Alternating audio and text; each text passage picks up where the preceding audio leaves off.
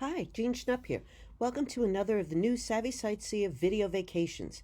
Today we are off to the island of Iceland. When I first flew into Iceland on a layover stop coming from Europe, I was completely underwhelmed with what I saw, and I had little desire to see anything more than the airport. And there wasn't even much to see in the airport. But every time I asked people for suggestions of where to go next, I heard over and over Iceland. I know popular TV and movies are filmed there, and that's what piqued people's interest in the country. But it was the first-hand raving reviews of the scenery that prompted me to take another look, and I'm glad I did. The aerial view isn't deceptive. Roughly 80% of the country, which is about the size of Maine, is uninhabitable. It's the least populated country in Europe. About two-thirds of Iceland's 340,000 residents live in and around the capital city, Reykjavik. You can compare that to Suffolk County, which has about 1.5 million people. It wasn't even settled until the mid-9th century, believed originally to be by transient Irish monks, followed by Norwegian settlers. A short visit to Iceland's capital and nearby areas is akin to visiting multiple U.S. national parks in just a few days. There's majestic falls, geothermal pools, black sand beaches, shooting geysers, several UNESCO World Heritage Sites, and spectacular volcanoes. Iceland is one of the most volcanically active places in the world, and it is here where you find the fissure where European and North American tectonic plates meet. With such a diverse and compelling landscape, it's no surprise Iceland has been the backdrop of otherworldly TV shows and movies, including Game of Thrones, Star Wars, James Bond, and Walter Mitty, which has a great scene of Ben Stiller taking an epic skateboard run downhill into town. A custom unique to Iceland is naming children. There are no family names. You are either so-and-so's son or daughter, like Leif Eriksen, who was the second son of Erik the Red. That's why often there's a double S in the last name. Also, you keep your own name after marriage. Telephone number listings are organized by first and middle names, and there's a limited number of them from which new parents can choose. It's their way of ensuring the Icelandic identity and language. We'll move on from this first deceptive view of Iceland that I'd had and see how much there is to this island nation. We'll visit the capital and then travel along the two main tour routes, the Golden Circle Loop of historic, geologic, and cultural sites east of Reykjavik, and then go along the southern coast for its beaches and waterfalls. A lot has changed since that first layover. The airport, originally built by the United States military during its occupation of Iceland in World War II, has seen a huge increase in traffic. A terminal built in 1987 has already been renovated repeatedly to handle the increase in volume. Now an estimated 10 million people pass through the airport. Multi-billion-dollar expansions are going on continually. Originally it operated with only 2 airlines. Now there's 28 and more are expected. Legend has it that Reykjavik came to be the island nation's capital seat because of Ingolfur Arnarsson, a Norwegian Viking who had fled Norway's overtaxing rulers.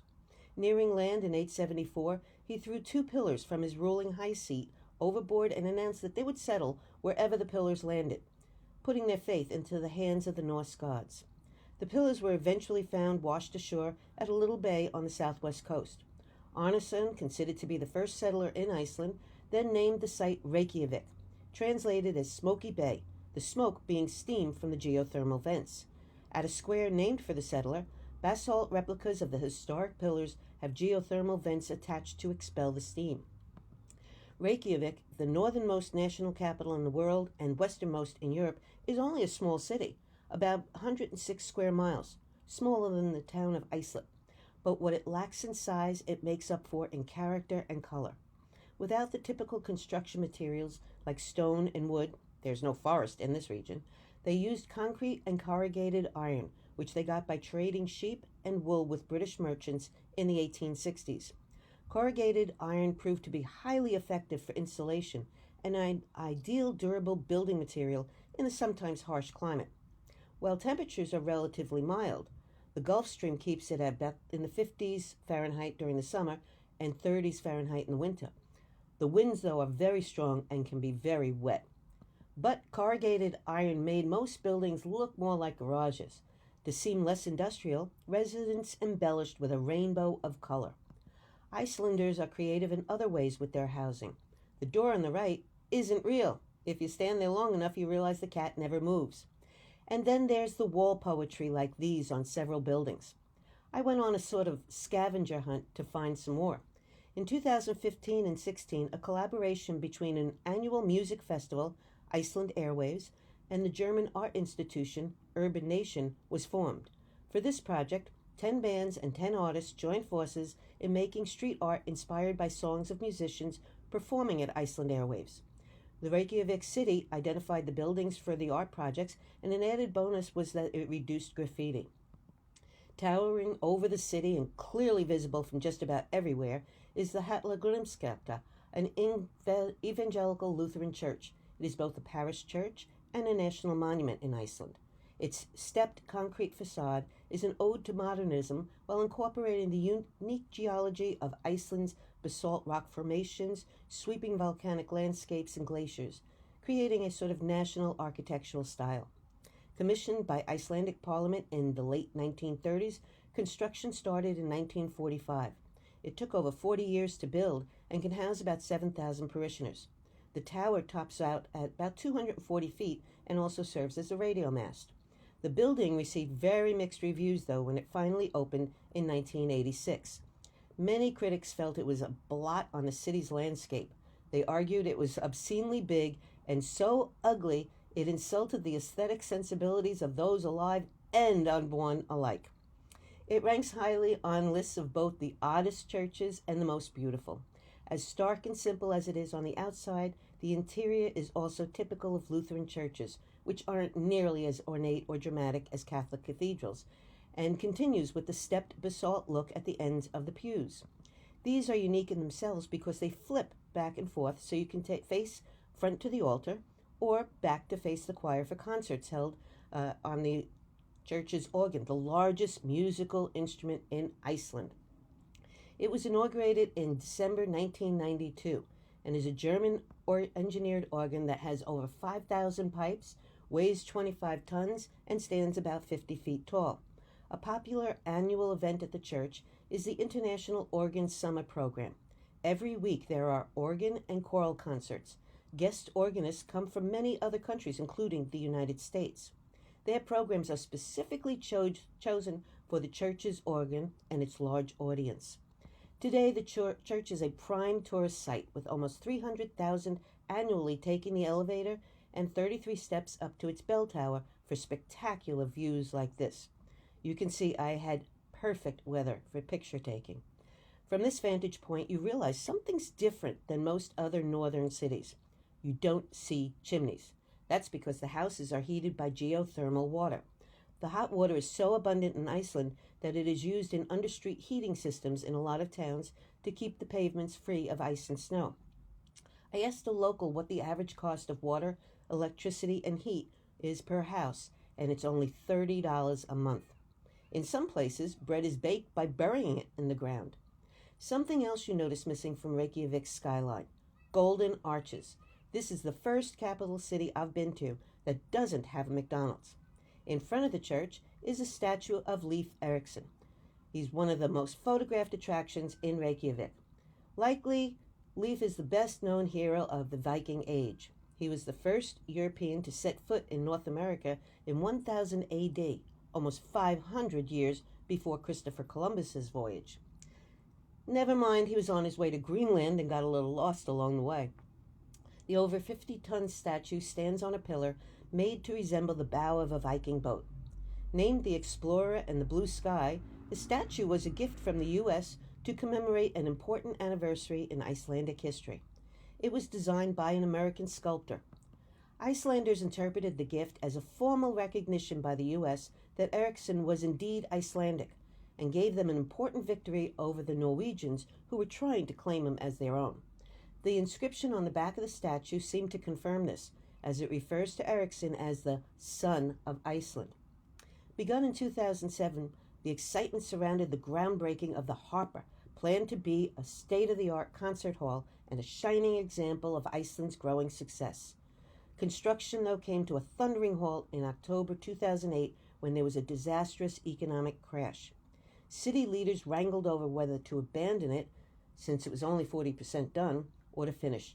They opted to keep going, and so, Like the proverbial phoenix, the harbor rose from the brink of abandonment and opened in 2011. It had been a huge gamble during the financial collapse, but one that has definitely paid off. Not only is the harbor Iceland's largest work of outdoor art, it is considered one of the 10 best concert halls of the new millennium. It's also recognized as the best international conference venue in Northern Europe. The harbor area is also where you'll find small Videy Island, which shoots its lights north into the sky on selected nights. They come from the Imagine Peace Tower, the vision of Yoko Ono, who first lit it in October of 2007 to pay homage to her late husband, John Lennon.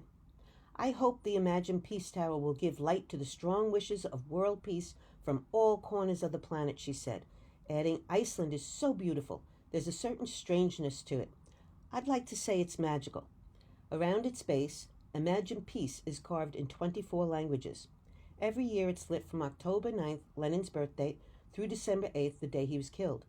Yoko chose the remote country for her art piece because she says it's the cleanest energy consumer in the world, and noted that over 80% of Iceland's total energy consumption is from hydro and geothermal sources, which is also used to power the lights.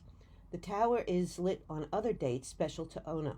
Buried beneath the light tower are over 1 million written wishes that she gathered over the years in another project called Wish Trees.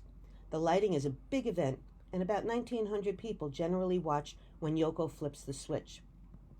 For a great view of the Imagine Tower from Reykjavik, the spot to be is here, alongside one of the region's several unusual art projects.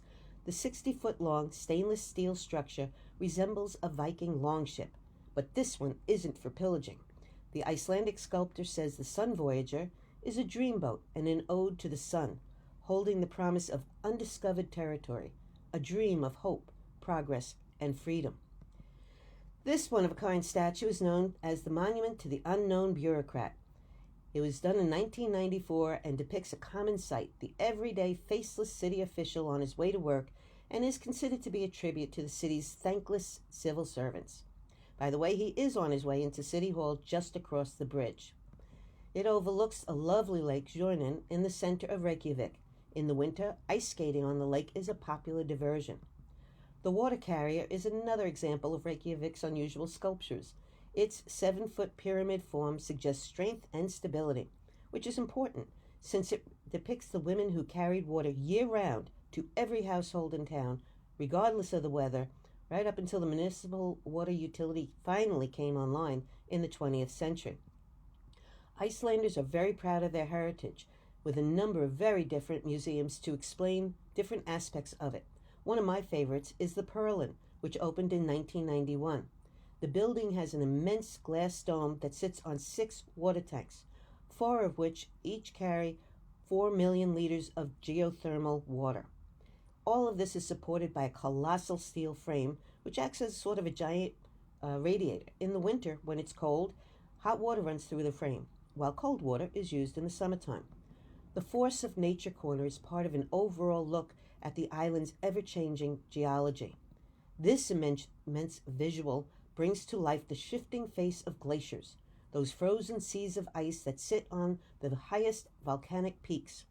Flash flooding takes on a whole new meaning when a volcano erupts and suddenly melts huge chunks of glacier that flood down the mountainside. The Carillon is very modern, and I love how they use technology here.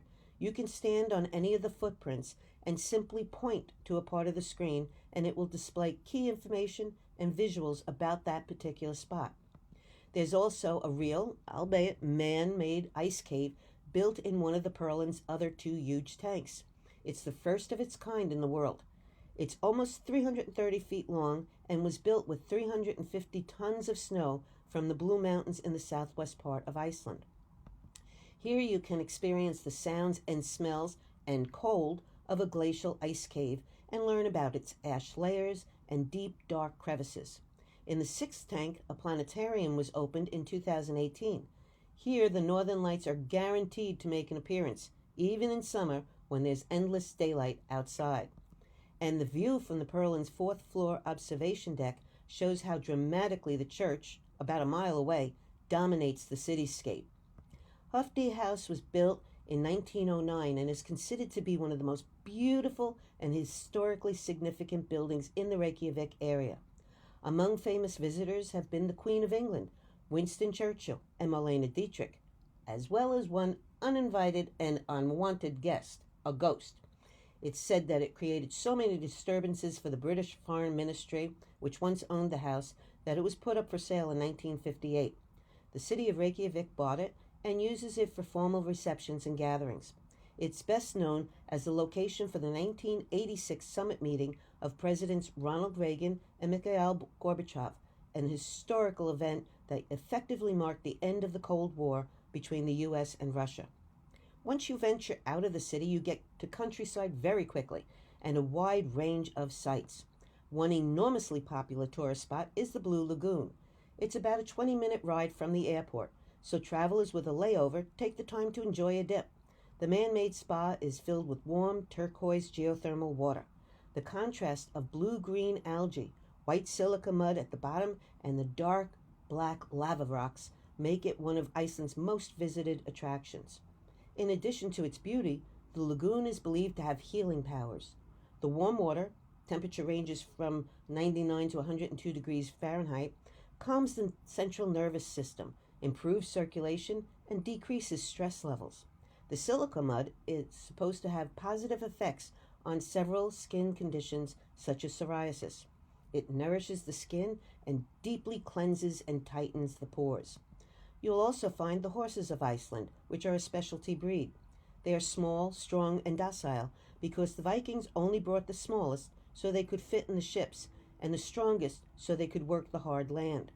No new horses have been imported to the island since 982 AD, so all that are there are purebreds. For horse-knowledgeable people, these horses fall into a special category. They have 2 more gaits, or how they move, than other horses. Generally, they are walk, trot, and canter or gallop, but for these they add one for fast and smooth and another for high speed, known as the flying pace. Atlantic puffins can generally be seen in Iceland from early April until late August. About 60% of the world's puffins breed here in Iceland. They've recorded up to 10 million, sometimes in summer, and that constitutes the world's largest colony. The technicolor beaks and their matching orange feet change color. This is how they look during the spring breeding season, just before winter sets in. That's when, though, they shed the colorful outer beak, leaving a noticeably smaller and duller colored beak. Puffins spend most of their lives out at sea and only return to land to breed. They have a long life and mostly mate for life. Some have been together for 20 years. The female puffin lays 1 egg each spring, and both parents take turns incubating it. After the puffling is about a month and a half old, it is fully fledged and heads out to sea, not to return to land for several years. Although an excellent swimmer, the puffin is a lousy flyer and rests on the waves when not swimming. They struggle to get airborne, beating their wings 300 to 400 times a minute just to stay in flight.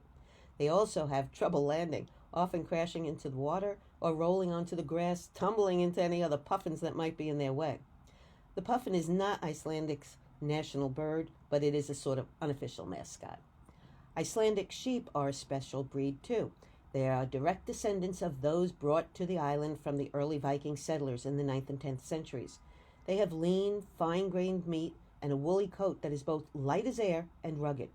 The settlers had to bring all their animals with them in order to survive. Without sheep milk, meat, and hides, life for Viking ancestors would have been impossible. At the height of summer, sheep outnumber humans 3 to 1. About 800,000 roam wild in some areas in summer, scaling giant mountains in search of edible moss and herbs. It is forbidden to import sheep to Iceland, so they are one of the purest breeds of sheep in the world. There's about 3,000 sheep farms on the island. Farmers don't need to worry about animal predators for their sheep and horses. The only land mammal living in Iceland when the first settlers came from North Europe was the Arctic fox, and his prey is small rodents and birds. Farther from Reykjavik, you find truly outstanding natural wonders. At a geothermal valley about 70 miles northeast of the capital, we find the origin of the word geyser. It translates to the gusher and was given in 1780 to the phenomena of a great stream of water erupting from the ground after an earthquake. References to the spectacle go as far back as 1294. The then so-called Great Geyser began to symbolize Iceland, drawing visitors from all over who wanted to witness water spouting almost 460 feet into the air. The white plume dramatically offsets the colorful surrounding sulfur, copper, and iron. Unfortunately, it petered out over the years, due largely to human intervention, when soap was pumped into it for a more dramatic look. Instead, it damaged the vent's silica lining that kept the water from spewing upward instead of dissipating into the ground. Now, it only sporadically erupts. Nearby, though, is a reliably active geyser called Stroker. That blasts every 5 to 10 minutes at an average height of about 50 feet, though it's been recorded as going as high as 130 feet. Oh! I just love this guy's reaction to the plume. And then, a minute or two later, when surprisingly, a second plume erupted. Oh! He certainly enjoyed the spectacle. To avoid a repeat of the disaster that happened to the Great Geyser, Stroker is guarded against with ropes keeping visitors a good distance away. But a chain wasn't enough in 2015 when a Chilean artist decided to take a little artistic license with the natural landmark. He breached security to pour food dye into it to make it more striking. He said he was a landscape artist and he didn't use a canvas. Instead, he paints directly on nature, to which he added, "Nature doesn't belong to certain people, but to everyone. I decorate nature because I love it." Locals didn't share his sentiment and were furious at what they considered a desecration. He was fined and jailed for 15 days. Stroker is just one of several stunning sights that put people onto the popular loop known as the Golden Circle.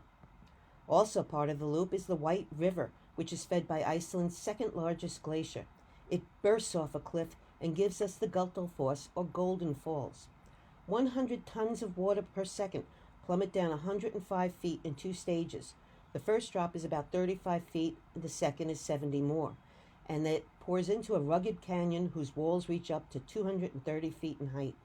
On a sunny day, shimmering rainbows can be seen over the falls.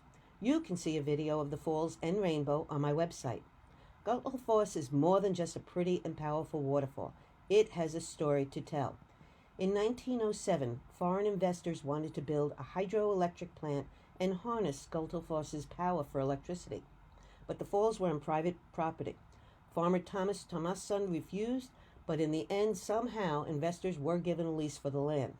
The farmer's daughter, Sigríður, launched a campaign against them. The effort took a physical toll on her. She'd walked barefoot 75 miles each way to Reykjavik to protest the venture. She even threatened to throw herself into the falls if construction started. She hired a lawyer, Sven Björnsson, to negate the lease. A trial lasted years, but while she lost in court, she ultimately won, because by then the investors had run out of money and the lease was vacated. The family later sold the falls to the government, and they became property of the Icelandic people. In 1979, Gullfoss was designated a nature preserve to permanently protect it. The lawyer went on to become Iceland's first president, and Sigríður to be considered Iceland's first environmentalist. She is memorialized on this sculpture near the falls. One of the most stunning scenes in the Golden Circle, about 25 miles northeast of Reykjavik, is a 93-square-mile park, Thingvellir National Park. In this gorge, you can see where the ever-so-slow separation of the North American and Eurasian tectonic plates is occurring along the mid-Atlantic ridge. A typical question is whether Iceland is part of Europe or North America. Politically and most importantly culturally, it is very clearly part of Europe. The park became a UNESCO World Heritage Site in 2004 for its deep historical and symbolic associations for the people of Iceland. Chiefs from around Iceland used to meet here annually to deal with government business. It was central and easy for most of the population to get to, and summer gatherings were sort of festival-like. Thingvellir literally translates to assembly plains. As settlers moved to the island, some sort of government was needed. So starting in 930 AD, people would gather here each year at the Law Rock, where a speaker would stand and recite assembly guidelines, outline Icelandic law, recap the prior year's session, and talk about the political matters of the day, making it the world's first democratic parliament. It lost power in 1262 when Iceland united with Norway. The council continued to meet until 1798, but functioned mainly as an appeals court. The area was named a national park in 1930, the millennial anniversary of the parliament. In 1944, leaders issued a proclamation of independence from Denmark on the same spot, and the Republic of Iceland was born on June 17th, which is celebrated today as Icelandic National Day. The parliament still meets but in its new permanent home in Reykjavik. Thingvellir Lake is Iceland's largest natural lake at about 32 square miles with a great depth of 375 feet. Despite the very cold temperatures, a total of 150 types of plants have been found along its floor. Unfortunately, while tourism has brought a boon to Iceland's economy, it has been detrimental to the country's ecosystem. The moss that covers lava rock throughout the park is very delicate, and some have been trampled on by sightseers. Officials say it will likely take decades to fully recover. And heavy metal and coins that people have thrown into a so-called wishing well have seeped into the lake and are now above acceptable levels. Skografos is a waterfall on the south coast of Iceland with a drop of about 203 feet. Legend holds that behind it you can find a chest filled with gold and treasures that was hidden in 900 AD by a Viking settler. But the real treasure is seeing the beautiful falls, and for the determined, a hike up the hill that you can see on the right side of your screen, some 527 steps up a switchback walkway, is rewarded with golden rainbows and dramatic views.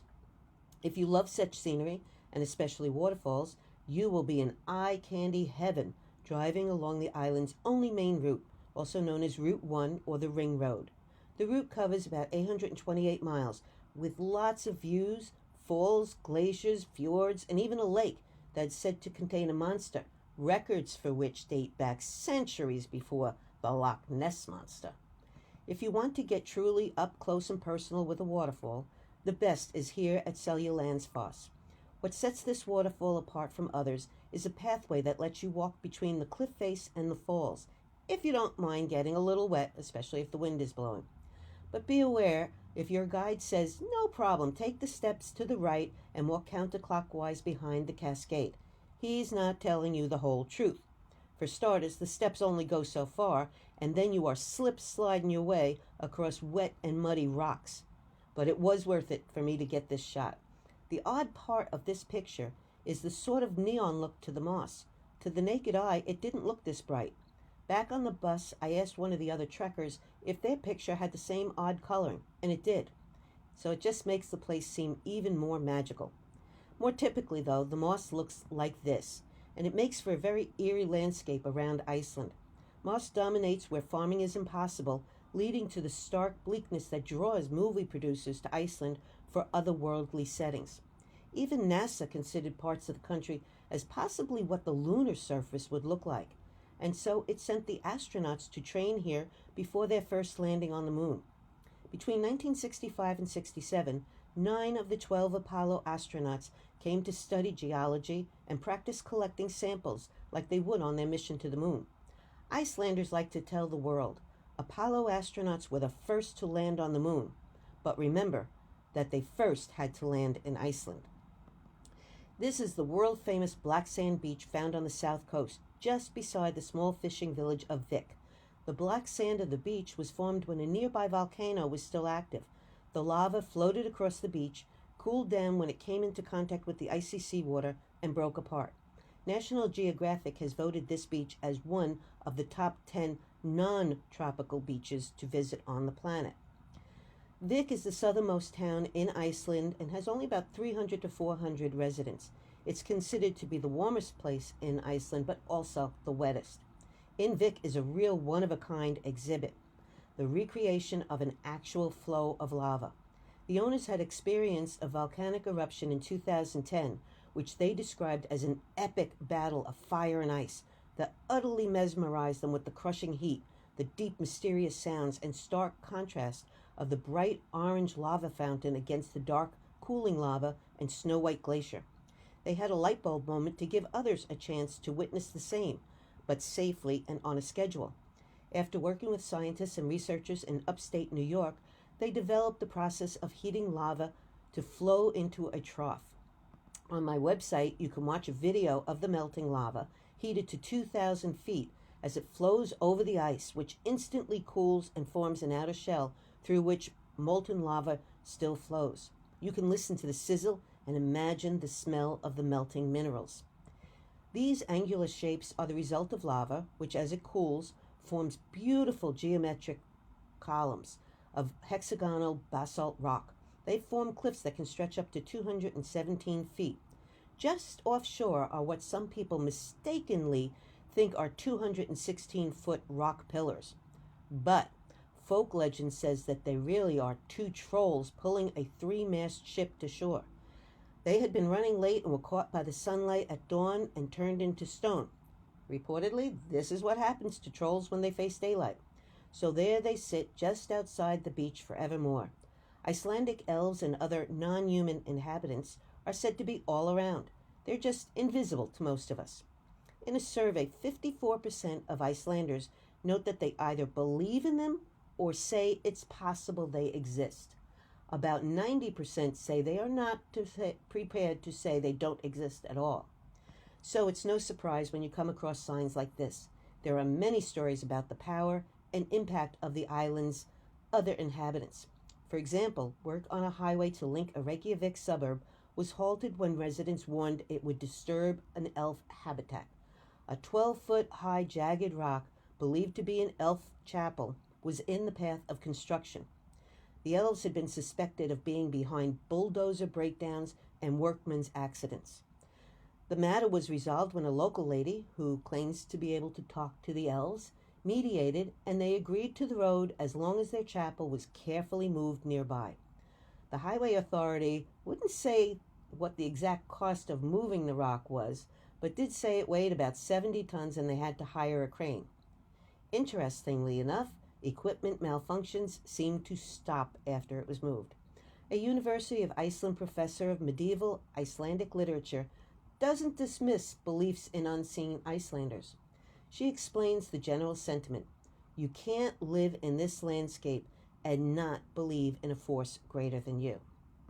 I like to end all of my programs with the words of Dr. Seuss. Sometimes you don't appreciate the moment until it becomes a memory, and I like to add to that to always remember to celebrate the moments and treasure the memories. I hope you've enjoyed the program, and if you'd like to see more of Iceland or any of my European destinations, go to my website. If you have any questions about the program, email me or use the contact page on my website. When libraries are again offering programs, you can check my programs tab to see where I'll be. Until then, visit the library site for more video vacations by Savvy Sightseer. Stay healthy, stay home, and take care.